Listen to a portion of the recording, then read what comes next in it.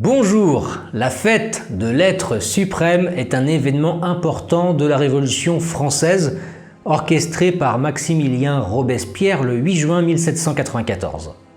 Cette grande célébration vise à établir une nouvelle religion d'État basée sur le culte de l'être suprême, mettant l'accent sur les idéaux de la raison, la vertu et le devoir civique. En somme, un culte qui remplace Dieu par l'homme. Écouter des chroniques historiques en vidéo, c'est excellent. Mais lire, c'est encore mieux. Alors si vous souhaitez en connaître plus sur votre histoire, rendez-vous sur la boutique de ma maison d'édition, les éditions Vox Gallia. Faites le plein de livres et apprenez-en davantage sur ce qui a fait la gloire de notre pays.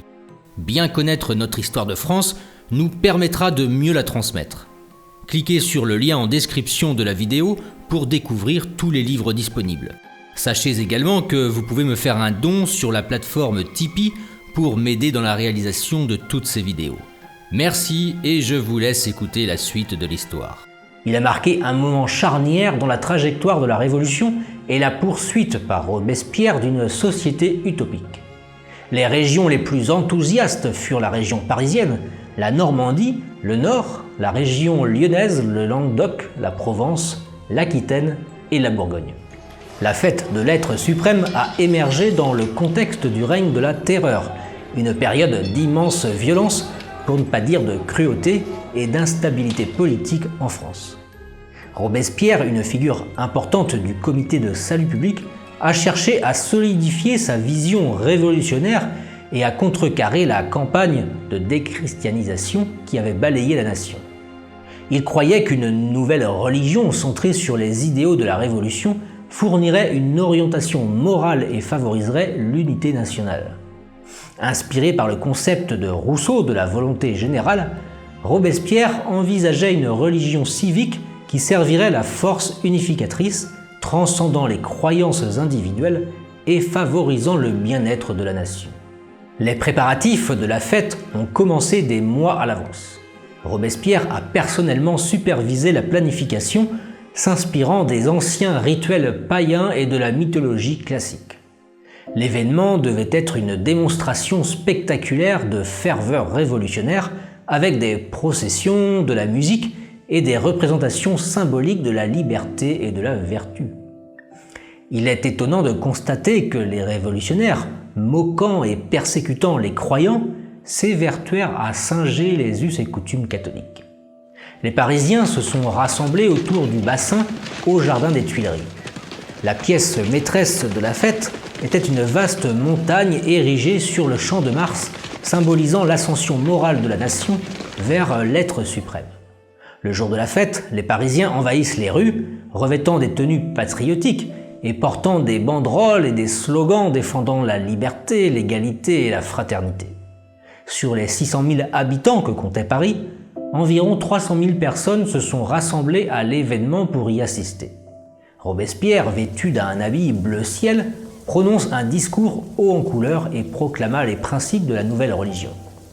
Il appela ensuite le peuple français à embrasser la vertu et à rejeter le vice. L'hymne à l'être suprême, rédigé par le poète révolutionnaire Théodore Desorgues, est chanté par les Parisiens sur une musique de Gauss. Il a cherché à remplacer le culte de divinité par la vénération de la raison et de la nature, exhortant ses concitoyens à se débarrasser des superstitions et à adopter une vision du monde rationnelle. La fête de l'être suprême a représenté un tournant dans la Révolution car la vision de Robespierre d'une religion d'État déiste s'est heurtée aux forces les plus radicales au sein du comité de salut public. Alors que certains ont embrassé les idéaux mis en avant par Robespierre, d'autres ont vu la fête comme une tentative de consolider son propre pouvoir et d'imposer une idéologie dogmatique. Les adversaires de Robespierre ont vu la fête comme une démonstration voilée d'hypocrisie religieuse, opposant la rhétorique révolutionnaire à l'utilisation continue de la violence et de la répression. De plus, la dépendance de la fête au symbolisme et à l'apparat n'a pas réussi à relever les défis économiques et sociaux sous-jacents auxquels la France était confrontée. Alors que Robespierre envisageait la fête comme une force unificatrice, elle a finalement approfondi les divisions au sein du mouvement révolutionnaire. La campagne de déchristianisation, qui avait cherché à supprimer le catholicisme et à le remplacer par un culte civique, a aliéné de nombreux citoyens français qui avaient de profondes convictions religieuses. La fête a encore exacerbé ces tensions, contribuant à un sentiment croissant de désillusion et d'opposition envers le régime de Robespierre. La fête de l'être suprême marque un moment bref et tumultueux de l'histoire de France. Son impact, cependant, s'est étendu bien au-delà du jour de la célébration. La fête est devenue un foyer de critiques et les ennemis de Robespierre s'en sont emparés comme preuve de ses tendances autoritaires.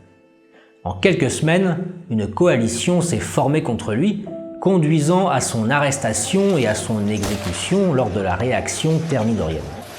Au lendemain de la chute de Robespierre, le culte de l'être suprême déclina rapidement.